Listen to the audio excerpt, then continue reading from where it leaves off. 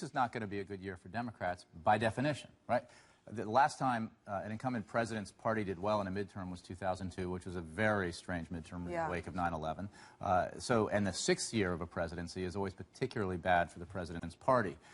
Then you couple that with the fact that so many seats are being defended by Democrats in red states where Mitt Romney did very well against the president, double digits in most cases. And there's no outcome in November that anybody could say would be great for Democrats except for barely holding on to the Senate. I think it's just going to depend on how localized the races are. If there's a national wave, the Democrats were in trouble. If not, there's a way where the Democrats hold on to the Senate, but it's going to be hard. Well, that is former presidential press secretary Jay Carney in his new role as pundit at CNN yesterday on State of the Union, predicting a very tough go for the Democrats in the midterm elections. It'll be interesting to get the reaction to that of our next guest. That would be Kirsten Kukowski of the Republican National Committee. She serves as the Deputy Communications Director and the National Press Secretary for the Republicans, joining us now from the Dwight D. Eisenhower Republican Center, right there in Washington, D.C., in close proximity to the nation's capital. So, Kirsten, you hear that from our friend Jay Carney. What do you make of his prediction on national TV yesterday? Well, first of all, I think as someone who has gotten to follow Jay Carney over the years quite avidly, he is not making any friends in his Democratic Party in his new role at CNN. So you have to kind of laugh at that. But I agree with him. And when was the last time I said that? I agree with him that the Democrats' chances in the midterms are looking really, really bad. I think that the president's approval ratings, where the country believes that our country, where they believe we are with the economy, I think it's 57% in the latest Politico poll said that they just don't really feel very good about the economy. And then when you look and see that 92% of Americans are weighing the economy really high when they make their decision of who to vote for in the midterms, that really doesn't bode well for the Democrats' chances. Kirsten, what does the GOP need to do to win the 6 seats needed to take back the Senate? Well, just under 50 days, it's all get out the vote from here on out. So that's why we have been spending the last year and a half hiring people, building those relationships out in the communities in all of these target states. Now we're focused, between absentee ballots being dropped in some of these states. Early voting is about to start here very soon in states like Iowa. And so this is kind of a all hands on deck. Everyone needs to get out there and help make phone calls and help knock on doors, because we need to turn these voters out so that all of these predictions of a successful midterm election come true for the Republicans. So, Kirsten, you guys have employed that campaign, Fire Harry Reid, as the majority leader in the Senate, but also something new now, the Road to 6. A little over a minute left in that. Tell us about this new campaign, quote, the Road to 6. Exactly. Road to 6 kicked off today. You'll be seeing more from us tomorrow and every day for the next couple of weeks. It's basically talking about all of the different pathways to getting that majority, those 6 seats that we need to take over control of the Senate. And it's obviously painting each of these races for all of our viewers and voters so that they understand what's happening on the ground in each of these states. But it's also reminding people that this is a difficult thing that we are about to accomplish. Beating so many incumbents, taking so many seats at one time. It will be a historic move for us. And so we can't take anything for granted and need to take the next 50 days to really make sure that we're turning our voters out. Well, before we let you get back to the campaign trail and the Road to 6, Kirsten, we're going to ask you to hang in with us. We want to talk more about what Republicans have planned to, as Nancy Pelosi put it, end civilization as we know it. So we'll get back to that. As for you, you heard what Kirsten had to say. The Road to 6, will there be a path to victory for the GOP in terms of the Senate? Why don't you tweet us your comments at Newsmax TV, hashtag America's Forum.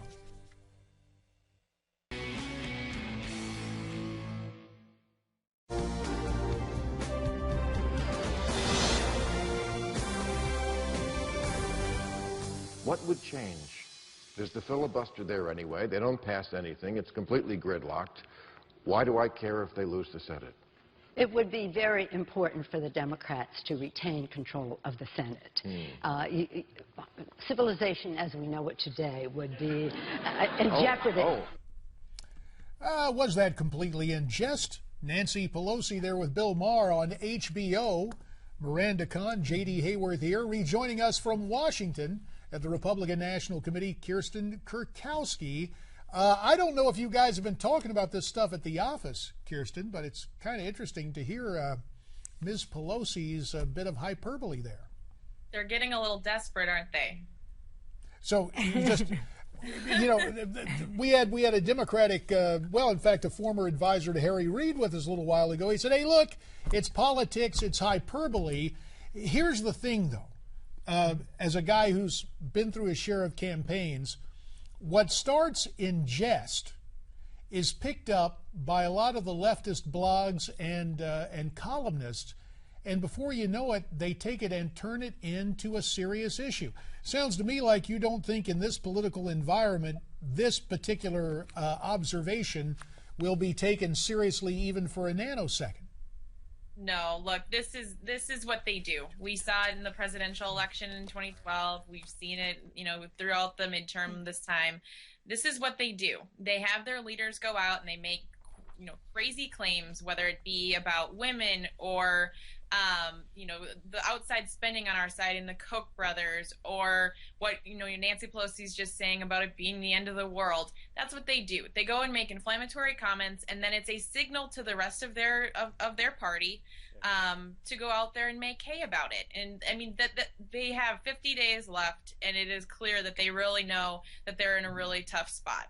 Okay, Kirsten. Now, Nancy Pelosi also said that 50% of our population isn't even aware of the midterm elections. Do you agree with that statement? And you know, I don't know what she's basing that off of. I do think that there's an education and awareness that needs to happen over the next 50 days, and I think that's why we've been talking so much over the last year and a half about having people on the ground permanently. That's exactly why, because we can't, you know, set up shop 6 months before an election every time and educate people for 6 months and then go away for another year and a half. So that is exactly what we're trying to do here at the RNC. We think that that's our job, it's our role, and there is quite a bit of work that has to be done over the next 50 days to make sure Americans are aware of what's happening and they get out to the polls. And as Americans go to the polls in 50 days, we have a new look at a recent poll conducted by Politico, dealing with public opinion in battleground states on a variety of hot-button issues, the first being the economy. When asked which party do you trust to handle the economy, the poll found it basically split between Republicans and Democrats, 36% to both major parties and 28% to not sure. Now, I don't know if you guys have checked the crosstabs on the Politico polling. Is there a tradition, do we usually see these polls weighted with Democrat respondents? What do you think of that? I'm not entirely sure. I have not looked at the crosstabs of that particular poll, to be honest with you. I do know that that number has been moving more and more toward the Republican Party. For a lot of years, that was actually very heavily in, you know, with the Democrats and how to handle the economy. So, look, we have a lot of work to do as a country, but I think what that poll is signifying is that there's no longer a trust in President Obama specifically, but also the Democrats to have solutions for how this country gets back on our feet with the economy. So I think that we have to come to the table with some ideas, and I think that's what each of our candidates is out there doing in their respective states. Well, a poll result that I don't think will come to a surprise to anybody. Voters were asked if they approve of the way Obama is handling the economy. Let's take a look at that. And there you have it. 15% strongly approve, 27% somewhat approve, 20% somewhat disapprove, 37% strongly disapprove. So that's 57% who in some way disapprove of the president's handling of our economy. Kirsten, is this going to negatively impact Senate candidates in the midterms? What are your thoughts? It is, because remember, a lot of these candidates, whether it be Mary Landrieu, Mark Pryor, Mark Begich, Kay Hagan, they have, if you look at how often they have voted with this president, it's upwards of 95% for each one of them. So this isn't just about the polls showing that Americans are frustrated and done with the president, because they are, but it's also what that president has been doing over the last couple of years, which is his policies that have been negatively impacting Americans. Now we need to make sure that that Americans are going to the polls in the midterms and tying that, you know, Obama and his policies, that these people actually have spent years pushing his policies and implementing them in the Senate. And that's exactly why we need to get rid of Harry Reid, and we need to get rid of these incumbents. Kirsten, 2 minutes remain. Another question in the poll, and I got to tell you, I really, these results kind of are curious to me, asked about illegal immigration. Poll asking respondents what should be done. According to Politico, 66% favor comprehensive immigration reform, 51% a pathway to citizenship, 49% oppose a pathway to citizenship. Now, you turn it around and ask, I guess it's how questions are asked. Should illegals be sent home? 49% say yes, 29% say no. In the minute and a half that remains, Kirsten, is it all in the way the question is asked? Well, I think with any poll question, yes, it is definitely how a question is asked. And I think that we can't just rely on one poll or even two polls to figure out where this country is on the immigration subject. I think that the president has done a disservice in how he has handled this issue, making promises, not keeping promises. And I just think that it has been an unfair conversation that, frankly, I think the American people want to have. So right now, I think trust in this president to handle this issue and any issue is not there, and therefore, we need to restart that conversation at another time.